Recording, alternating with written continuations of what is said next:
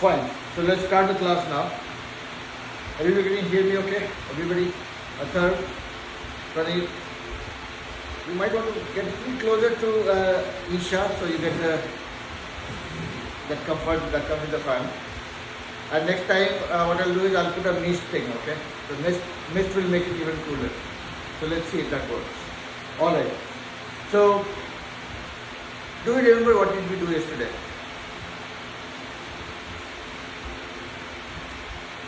Participate with me. Yeah. Unit conversion. Yeah, that is one. What else? See what's up? Do you remember what did we do yesterday? Unit conversion,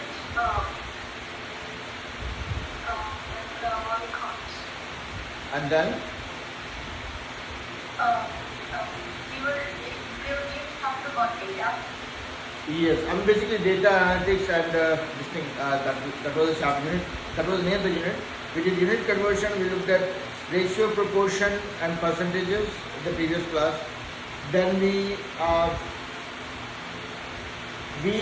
looked at center and spread. So when we talk about center, we looked at mean, median and mode, which you guys already knew, so we did not do much of that. Then we looked at standard deviation, variance and range. Yeah. And standard deviation, if I have to say in one line, it is nothing but it gives you a view of how spread your data is. If all the numbers are very close, like 4, 5, 6, 7, 8, 9, 15, 16, 14, kind of a range, then your standard deviation will be less. If it is a wider range, saying okay 5, 7, then 25, then 29, 36, when the variance or the range is more, you will see standard deviation is more. And do you guys remember the formula for standard deviation or the variance? So variance is nothing but the square of standard deviation, or vice versa you can say standard deviation is square root of variance. Yeah? Are you okay with that? See what's up? I'll keep waking you guys up, okay? It is a post-lunch time, right? So we can feel sleepy. So when we say variance, this equals data point minus mean square of this and then average. So basically if I have 5 numbers, this n is 5 and then this mean is average of all those 5 numbers, and then you pick up every number, that number minus mean square of that, second number minus mean square of that, third number minus mean square of that, and we root for all the numbers, add them together, divide that by the number of numbers you're dealing with. Yeah? That's the standard deviation part. Now, do you remember what else we are going to cover today? Open up your mobile phone and you will see the topics that I have listed down. Right? So we have covered unit conversion, center spread, and then data representation. That is the next topic. We'll try to cover that in maybe 2 or 3 minutes, maximum 5 minutes, okay? Because that's an easier part. When we say data representation, what are the things that we have used so far, or what we have seen so far? You guys would have watched cricket, right? IPL. All the scores, numbers that they see, you see them in form of some chart, bar chart and all, right? You would have seen pie chart also. I hope everybody has tried pies. And, or if not pie, at least a pizza that we all have eaten. Yeah?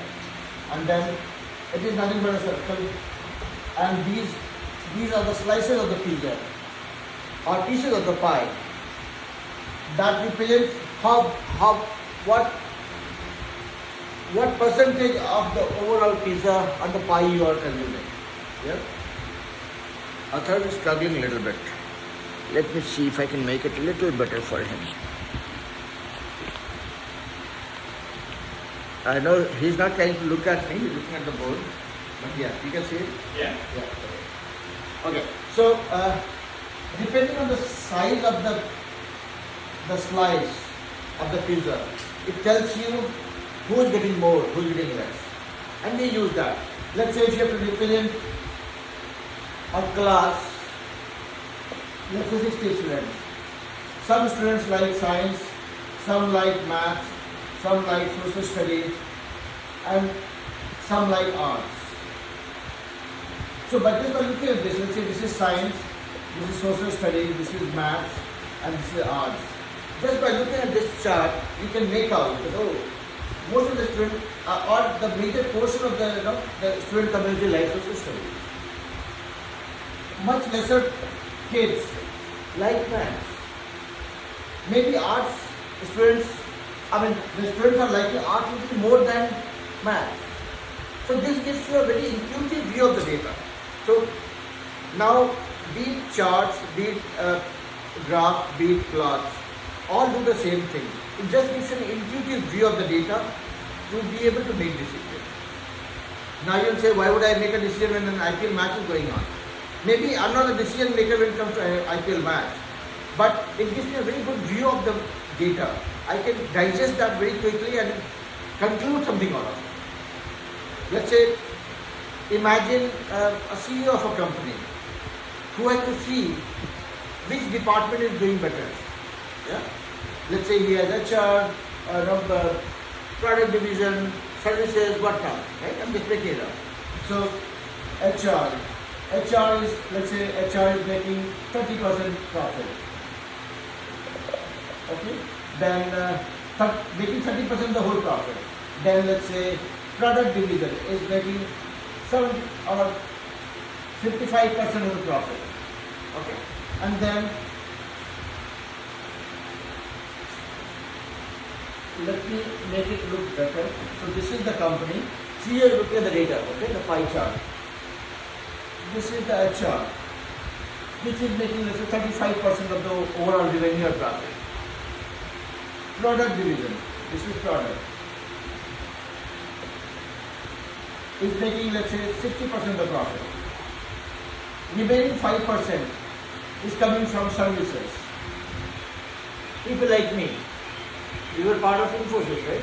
I was part of Infosys, your dad was part of Infosys, their dad was also part of Infosys, except you, right? Your dad was not in Infosys, thankfully. Now, coming back to, we all were part of a services company. So if I'm looking at this company's data, HR is doing okay, product is doing okay, making a lot of money. Services department is not doing so good.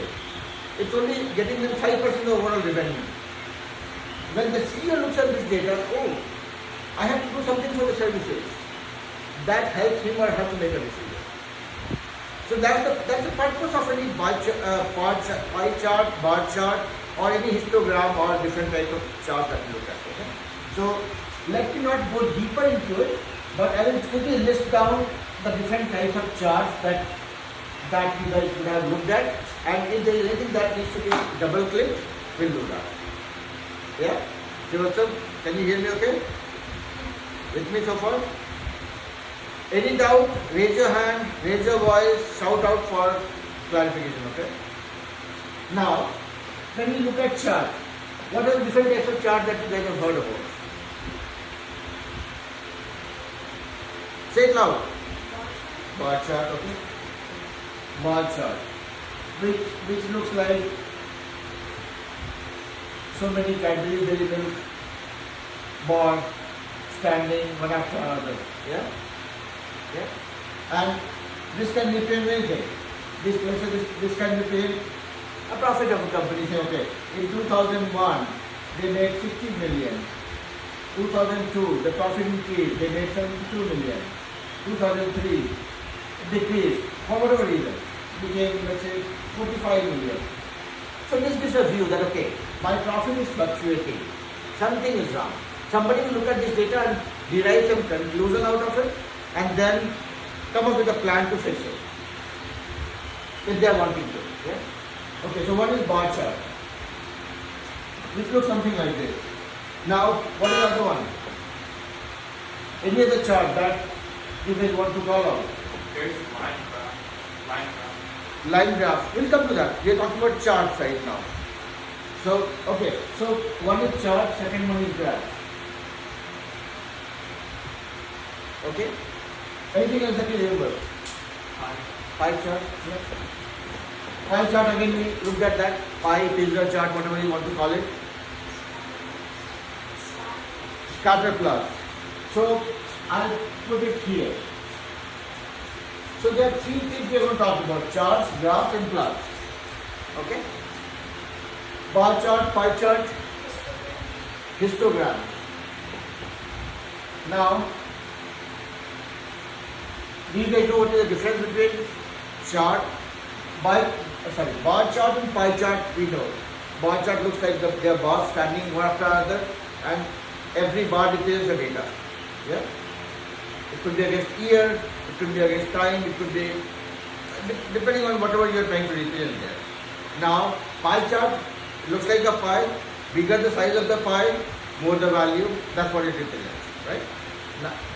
Now, when you look at histogram, what is that? When do you use that?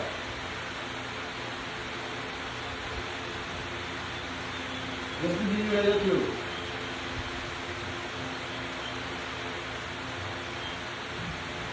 And look at a baby bar chart right next to it. What is the difference you see here? This also looks like a bar chart. Little bigger, wider. Here, the difference is, in the bar chart there is no continuation. These bars are separate. Here, histogram you use when you have to represent a range. Let's say, I talk about students always, right? So, let's say an exam happened, a test happened, and the test was for 80 marks. Okay? Some kids got 30, 40, 50, 60, 75, depending on their preparation. So you will not see, imagine your class has 100 kids, and if you have to represent data for all hundreds, how clumsy that would look. Would you want to put 100 bars one after another, and how much space that would take? That is where histogram helps. Then you can look at the range. So, okay, kids who got from 20 to 45. This bar chart represents, this bar represents 20 to 45 range. 46 to 65. This one. And then 66 to 80. This is a histogram. So between the bar chart and the histogram, they look pretty much similar, but here you will see some continuation. And then on the top of that, histogram represents a range. Okay? Now, when you look at this, let's say this is representing 30, this is 45, and this is 50. So, the kids who got 20 to 45, there were 30 kids. 46 to 65 was scored by 45 kids. So, this is a major chunk of the class. So, if we are talking about a class with 75 plus 50, 90, I said 80, so let's say 90. Okay. So, out of 90 kids, almost 50% of the kids got in the range of 46 to 65. This is where the actual mass is. And this is your group of students who are doing very good in the exam. So kids who got 66 to 80, that is this one. So 15 out of 90 kids got this much. So we are not putting that many bars to make it look clumsy. Rather we are using range. That is helping me get the same data. And when the teacher looks at this, they would not probably bother about this because they know these students are very sincere. They say, okay, these are majority of the kids are doing good. But when the teacher looks at the class, they say, oh, 1/3 of the class has scored less than 45. That's a matter of concern. Maybe I was not teaching well. Maybe the kids were not paying attention. Whatever be the reason, they will look at this information. If this bar was much smaller, let's say it was here, teacher will be happy. Yeah, most of my kids are doing good. Some kids who don't pay attention, I cannot help them. It's okay, it's a very small number. I would not want to worry about it. Yeah. So when you look at bar chart, histogram, pie chart, bar chart and pie chart will never create any confusion for you guys. What creates confusion? What might create confusion is histogram. That's where you have to remember one thing in mind. Histogram is only talking about a range. It doesn't give you exact data for which it's showing the chart. Okay. Now, before I move to graph, I said 2 minutes, but we are taking a little longer, but that's okay. That's okay, right? Everybody? Yeah? So what's okay, right? Not going very fast, right? Okay. Now, I'll ask some stupid questions and let's see who is more stupid than me. I have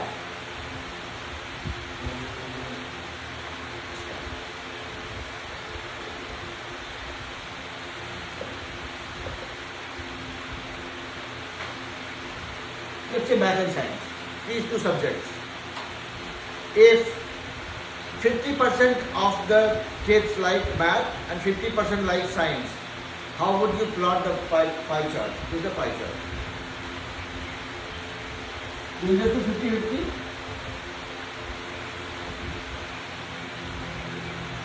So one side will say math, one side will say science. Yeah? If 30% of the students, or just 25% of the students like maths, and there's 75% like science, how do you plot the pie chart?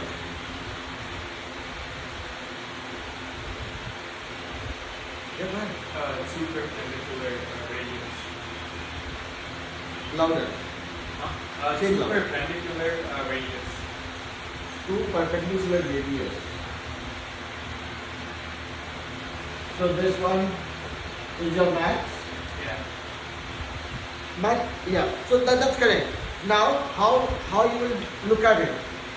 25% is something. 30% is something. When you look at the pie chart, your 100% of the pie chart is what? The whole. A whole is 360 degrees. This makes 360 degrees. So if somebody says 20% does something, 20% of 360, this gives you 72 degrees. So what you'll do is, you'll draw a line, find out where the 72 degrees is, this becomes that piece. Yeah? So, whatever percentage you have to relate that to the degree so that you can draw the pie chart. That's the only thing I'm saying. So, always keep in mind, the pie comprises of 360 degrees and what degree would be attributed to what piece of the information, you will use the percentage thing. Yeah? Okay? If somebody says, in my pie chart, one of the attribute is taking 40%, or let's say is making 120 degrees. How much percentage is that? So you have to think reverse. 360 degree is 100%. So 120 degrees, how much percent? So question is, one of the attribute is making 120 degree. What percentage is that?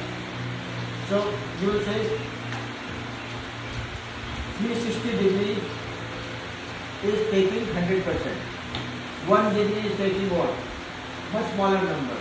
You will divide. So if 120 degree I am talking about, that will be 100 by 360 and whatever was the value for 1 multiplied by that. And that gives me the percentage. Yeah? You can convert degree into percentage or vice versa if you keep this thing in mind. Okay? So this is the pie chart, bar chart and histogram. Any questions so far? No. There also any questions so far? Okay. How about you, Karin? So far so good?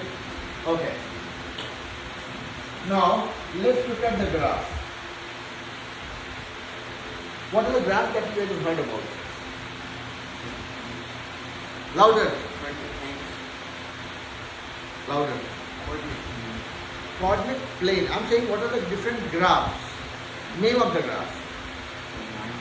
Line graph is one. What else?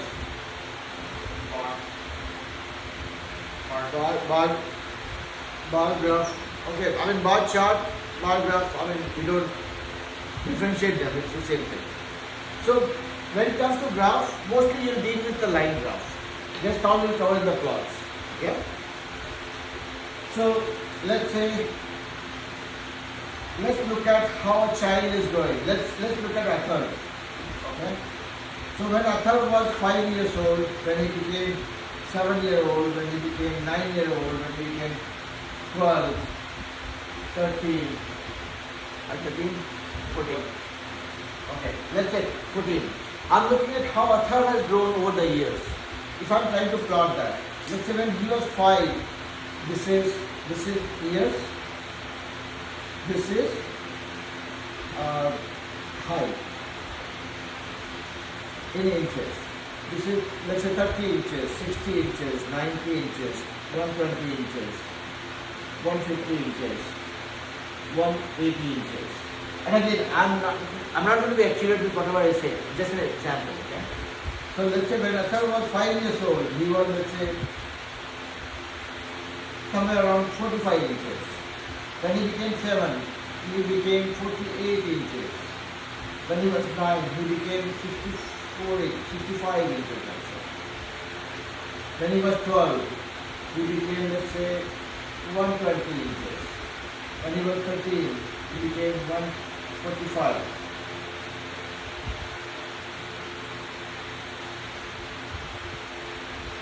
This is nothing but a line graph. When you plot something against time or against any other parameter. So he was giving the example of coordinate planes. It looks pretty much like coordinate plane only. On the one side you are talking about height, on the second dimension you are talking about the duration, the age. So when you, instead of plotting a graph, if you identify the points and join them, that makes it a line graph. You can represent anything on the line graph, whatever you want to represent as a bar graph also. It's just that the bar graph has a different representation, it has a different representation. It gives you the, let's say if you plot data and then you see this gives you the view that okay, this was my lowest point, something went wrong here. Maybe it was because of COVID, maybe because kids were, depending on what data I'm looking at. Okay? So this gives you a view of how your numbers are changing in terms of absolute value for that particular thing. Nothing different against the bar chart. That's the same thing, just that the view is different. The optics part is changing. That's all. Okay? Are you okay with yourself so far? Yeah. So graph, chart we have looked at. Now let's look at the plots quickly and then we'll move on to the next topic. What are the different types of plots you guys have heard about? Scatter plot. Really called? Dot plots. Dot plots. Dot plots is like a baby and scatter plot is like the grandfather. When you look at larger amount of data, that's where scatter plot comes into play. Dot plots is just a similar representation of information in a different format. Now let's look at a situation like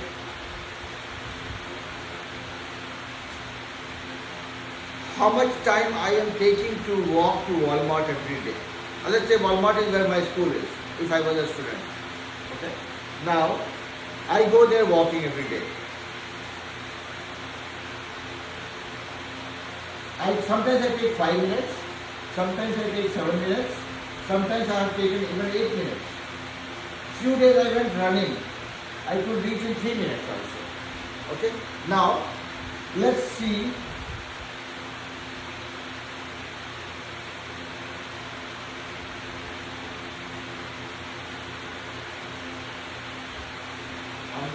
I'm just thinking, am I giving the right example? Okay, yeah.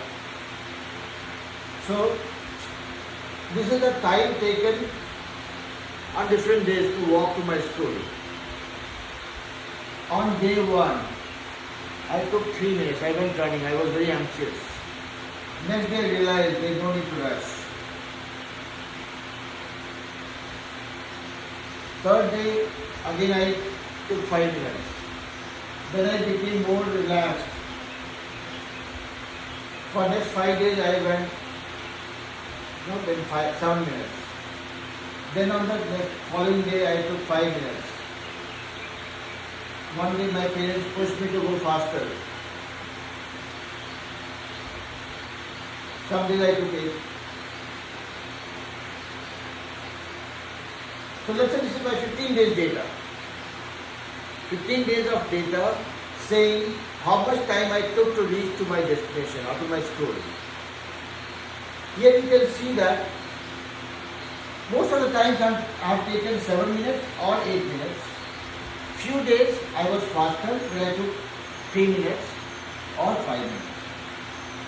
So here when we have to look at recurrence of a number in a data, that is when you look at dot plots. Any particular number recurring again and again, what is the possibility or the chances of some number being repeated again and again? That's where you use dot plots.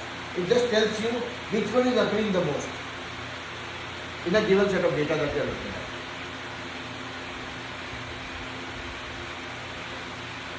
Fine. So you are just recording a recurrence of a certain number in the form of a dot plot. That's when it is used. Okay. It will not be difficult. When you look at the examples, when you do the unit test, you would know what I have taught is relevant or not. Are you able to use that information to do your test or not? And then you'll come back to me and say, okay, you talked rubbish, let's fix it. We'll do it. Yeah? See what's up? So far so good? Okay, now before I move forward and talk about Scatterplots, one reminder for everybody. I'm not going to give assignment to this group, to this class. Your assignment is the topic that we study, same topics, unit test you'll have to do in Khan Academy. So that way you are practicing with the right example and you are staying in touch with the concepts that we learned here. Okay? Alright. So, Shivastav, you know where the assignments can be found, right?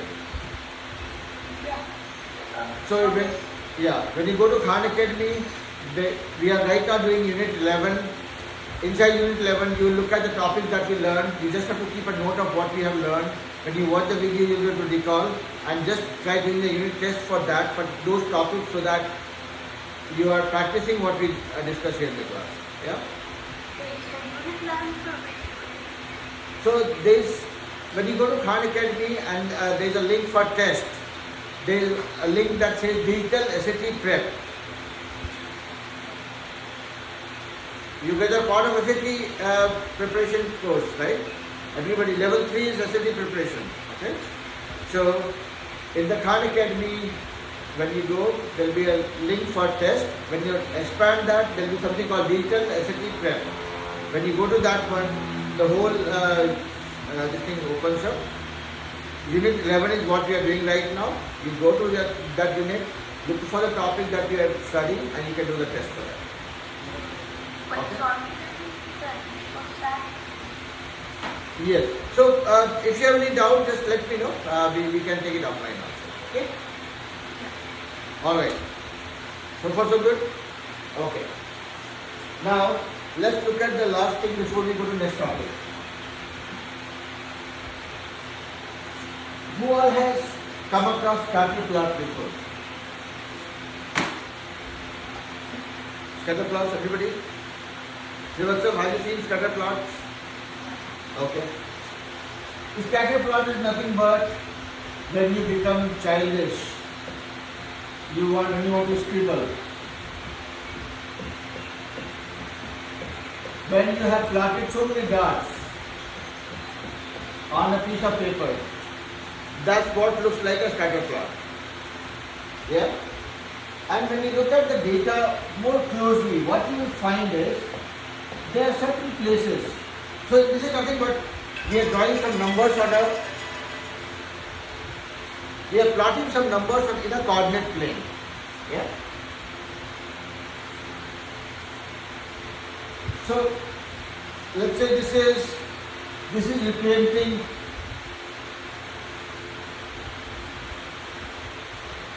this is called y-intercept form.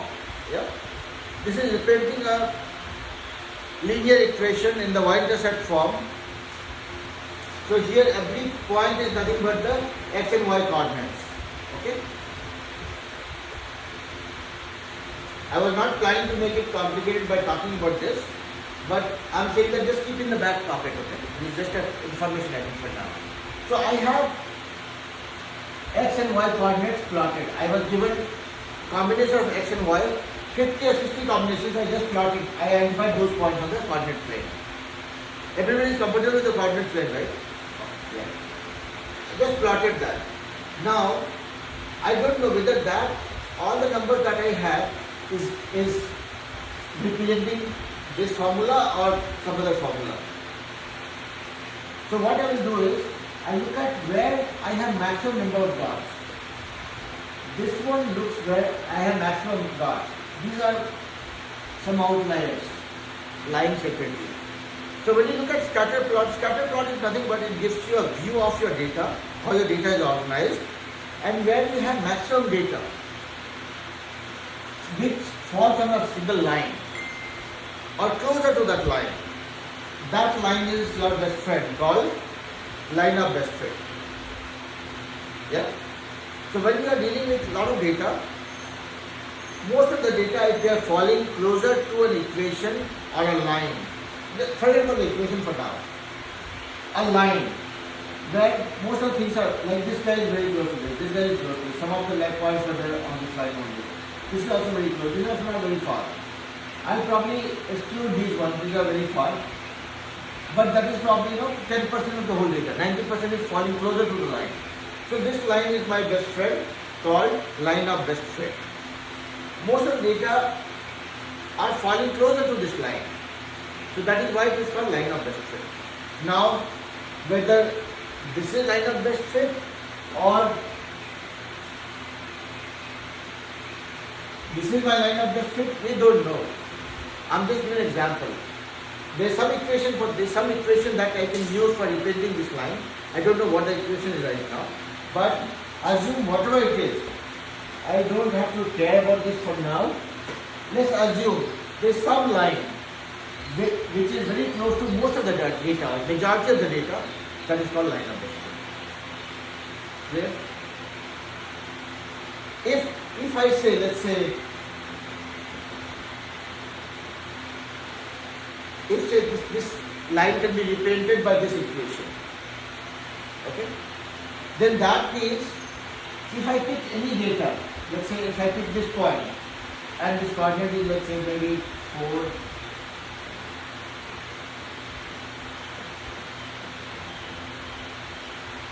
so this is 4 and 3. So if I put this value in here, it should meet this. I mean, if I put x equals to 4, 4 3 are 12 plus 9, y is 3, it is not close to this. So this is not the right equation. So what I am trying to say is, if you have a line of best fit, then you pick any number on that scatter plot, that should satisfy that equation for line of best fit. If it's not, that means it is probably an outlier. Okay? Or the line of best fit is not correct. It is something else. I tried mixing too many things to confuse you guys, so let me clarify it. So, when it comes to scatter plot, the only things that we have to keep in mind is scatter plot is nothing but a way to represent a large number of data in a coordinate plane, and when majority of the data is falling close to one line, or it can be represented as an equation for that line, that line is called line of best fit. Okay?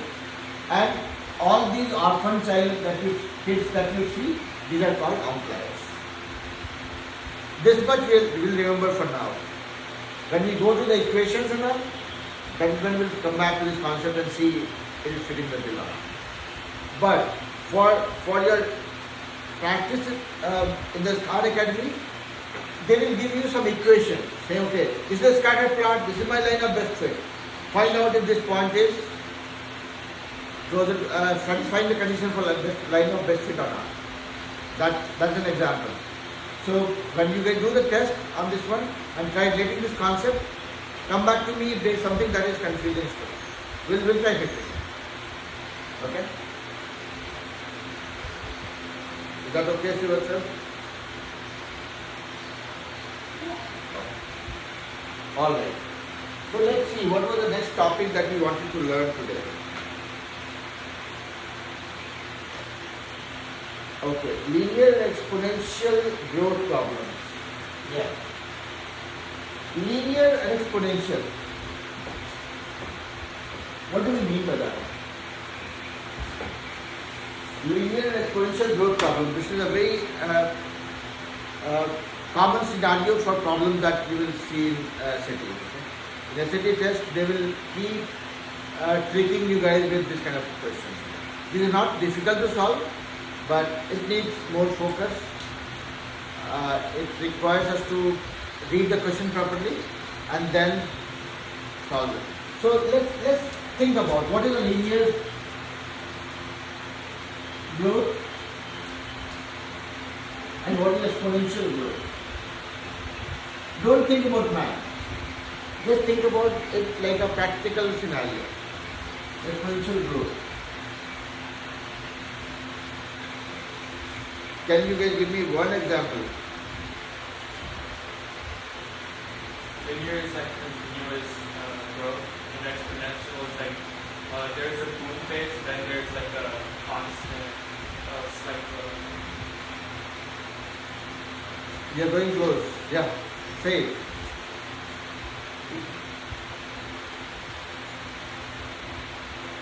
No, again, math, I would not love math if I cannot relate that with things that with the things that I see in my surroundings, right? If I cannot relate that with a particular situation. So that's why I want you guys to think of math as if you are seeing it every day. One more attempt. Let's see. You want to try? Try, it's okay. We are all friends. We going. If anything goes wrong, going to go on the YouTube channel, but that nobody knows who made the mistake except me. Okay. Shirotsam, you want to try once? So, What is linear growth? linear is like, the stuff includes like variables, expressions, equations.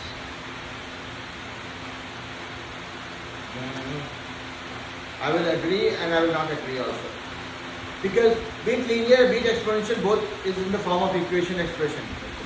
So that's why I'm kind of keeping that reserve. That's a more generic answer to me. It is not helping me understand this like a child. Now let's become a child. Linear growth. What is linear? Break it into two parts. Line and then something AR, whatever. AR, VR, whatever it is. Augmented reality, virtual reality. We'll keep it aside for now. Line. There's a line. So meaning, when you say growth, when the growth is happening like a line, what is linear growth? Now, how? Let's say this is a x coordinate, this is a y coordinate. If I increase x let's say is 3, 4, 5, 6, 7. If I increase x from 3 to 4, right now my y is 2. If I increase x by 1, y increases by 1, or maybe this is 4, y increases by 2. So here your increment is happening like addition. You're adding something. So x had some value, you increase x by something, you added something to it, y was something added to it. So it makes a straight line for you. Think of a simple interest problem versus compound interest problem. Simple interest, what happens? Every year, bank will give you some interest that gets added to your system. Simple addition. When you look at the compound interest, what happens? Your principal becomes, your new number becomes p into 1 plus r by 100 to the power n. Something is getting multiplied every year. Here is getting multiplied. Here it is getting added. When you look at a linear growth, it grows as a line. When you look at this, if you ever try to plot this like a graph in a coordinate plane, it will plot something like this. That is why this is called linear and this is called exponential. Exponential, other meaning of that is, I have seen exponential growth in my life. What does it mean? I have seen things growing very fast. Exponential is analogous to something growing very fast, something growing in an inorganic way, growing in a much faster way. That's how you will relate it with your day-to-day thing. So, again, if you think like a kindergartner, linear growth is something when things grow like a line, straight line. Exponential growth, it will be more like a curvy line. Okay? It'll grow fast, come down fast, likewise. So anything which is like a straight line, that represents a linear growth. In what situation do you see linear growth? When you see things getting added. When things are getting added incrementally,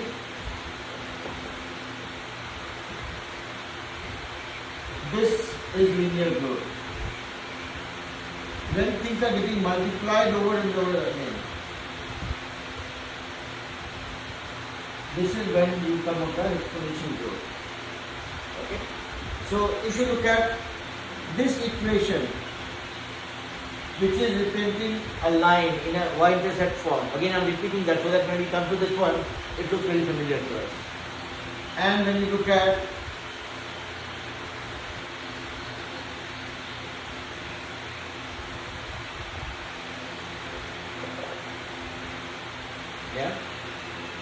here,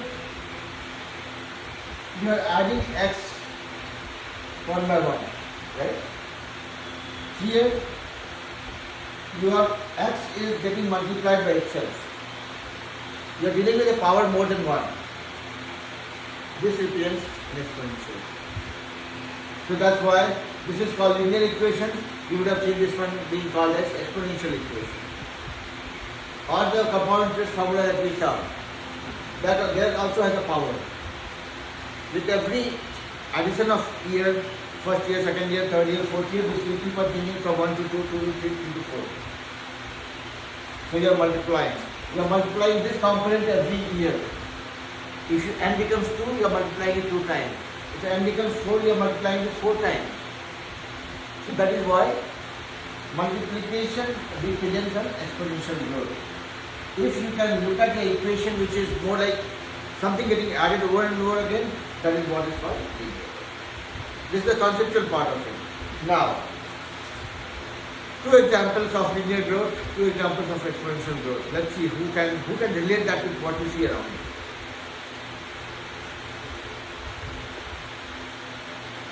you. You will need water for me.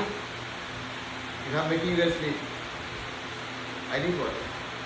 Think about two. So see what's up. This is the assignment while I am going to pick up my water bottle. 2 examples of linear growth, 3 examples of exponential growth based on your real life experience, no theory.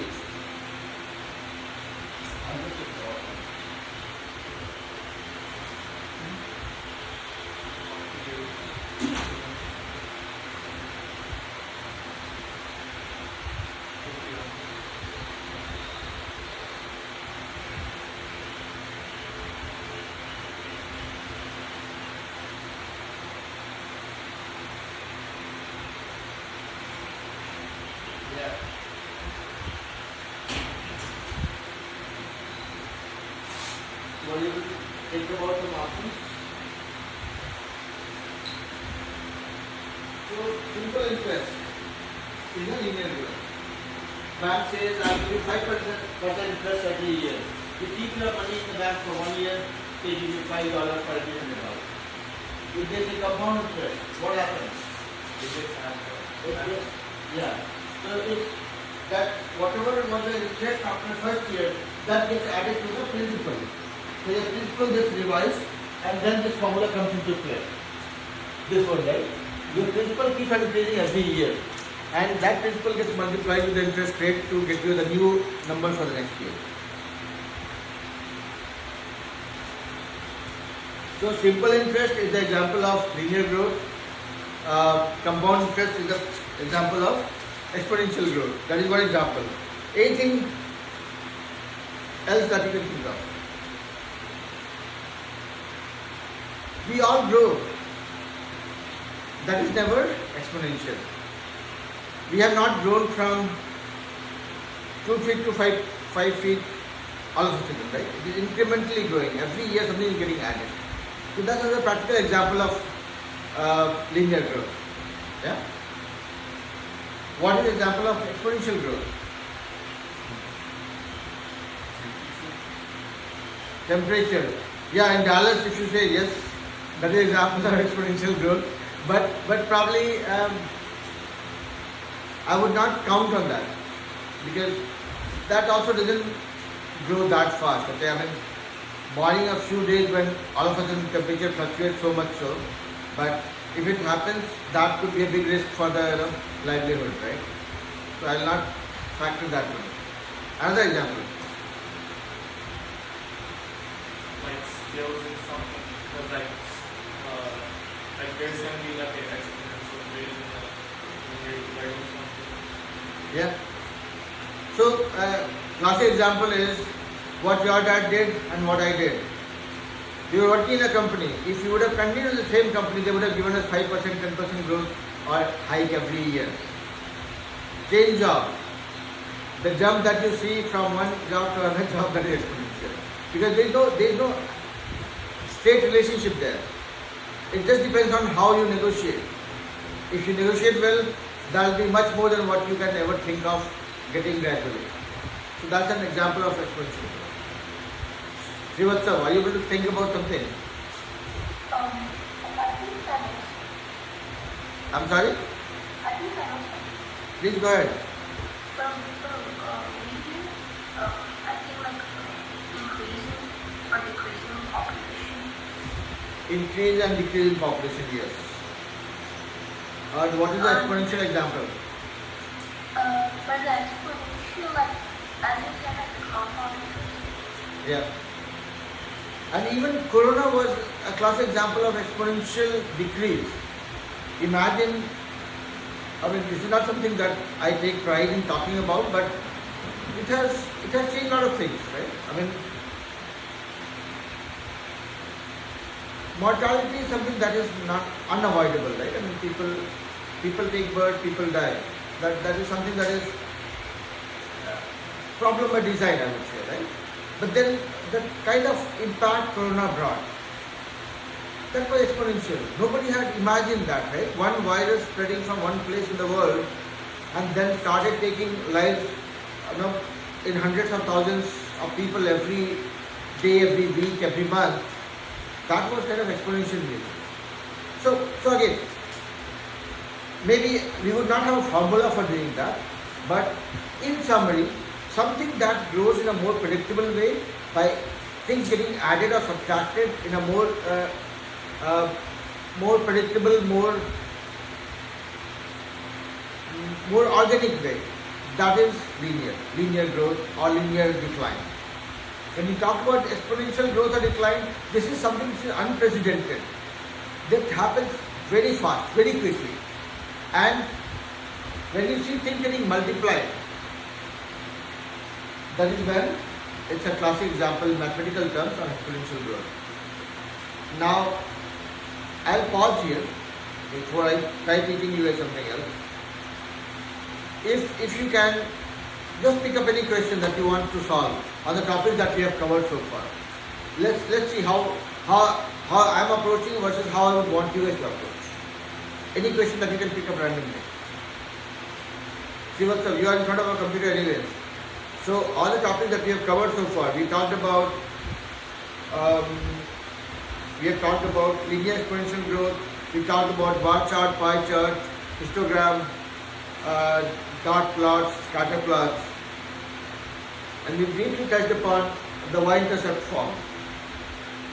Any question that you guys would want me to try in the class, or you would want to keep that with you once you go back home, find out something, then challenge the teacher. Okay, let's do it. And again here, I'm not a superstar. I have been a student like you guys, right? I had been a student like you guys. So, but I still have that madness for math. I can go wrong, but we'll solve things together. So when you guys learn something from me, go back, revise, and try finding out questions that you are able to solve. Get excited about it and share with this friend group. Okay, I have this sum, this is what I've done to solve it. You have another way of solving it. Trust me, when you guys start exchanging among yourselves, then the speed at which you will learn, that will be simply unimaginable, and that will make your concept much stronger. Okay? So I would want you guys to use this group for making everybody better.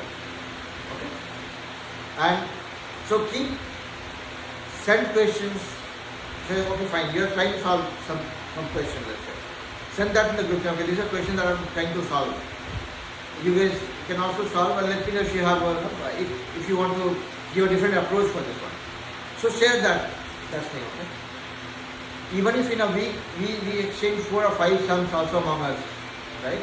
Once I get the sum, I get excited. I have solved your sum at least 3 times. First time when I solved, I was not convinced.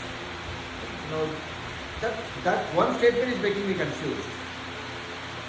Then I tried solving one more time, and then I talked to Tisha. I said, Tisha, forget about what I've done. If you have this question to solve, how will you solve? Then she was also picking up the way my second approach was. Then I thought, okay, yes, whatever I had done, that was not correct. Then Pranay solved that. You also solved it. I did not see anything from you, but yeah. So what I'm saying is, let's make it more fun or sports kind of a thing. Okay? Because when you enjoy math, that is when it goes to the next level. So right now I'm not solving anything in the class, okay? Because I don't have any question with me handy right now. I want you guys to, whatever we have learned, use that concept, try doing the Khan Academy unit test, and then if you find some interesting question elsewhere also, share in the group. Let everybody try solving it. Yeah? So that's the assignment for you guys. You will solve the unit test in Khan Academy for whatever we have learned. Everybody will at least post one question for the group to solve. No harm, right? Nobody is losing anything out of it, including me.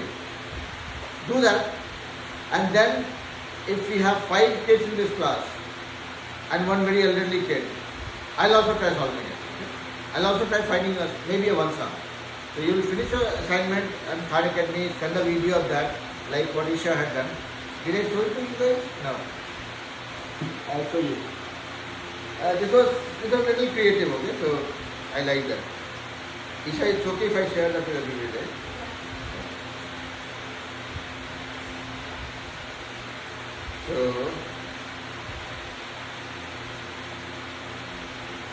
So see what's up, this is for you. This is what Isha did.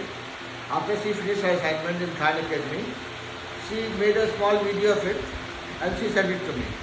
Okay? I would want you guys to do that same thing. Find out which unit we are doing in the class, what is the corresponding test in the Khan Academy itself, finish that and show me the screenshot of that. So this was the video. Okay? There's nothing fancy about it, but yeah. Sometimes these small things make your teacher happy. Yeah? So she had recorded the video. Okay, I did this. It's good. So yeah, I mean I don't expect big things from you guys.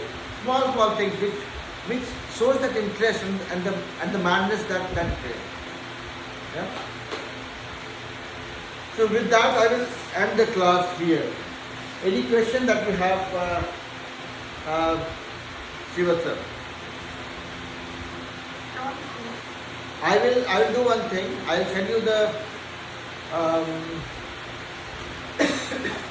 link for the Khan Academy. If I don't do that, remind me by tomorrow, okay? Alright? So yeah, you can drop off. Salvi can join. I'll stay on mute till other kids come here. Yeah. Okay. So far so good. No problem with whatever we have learned.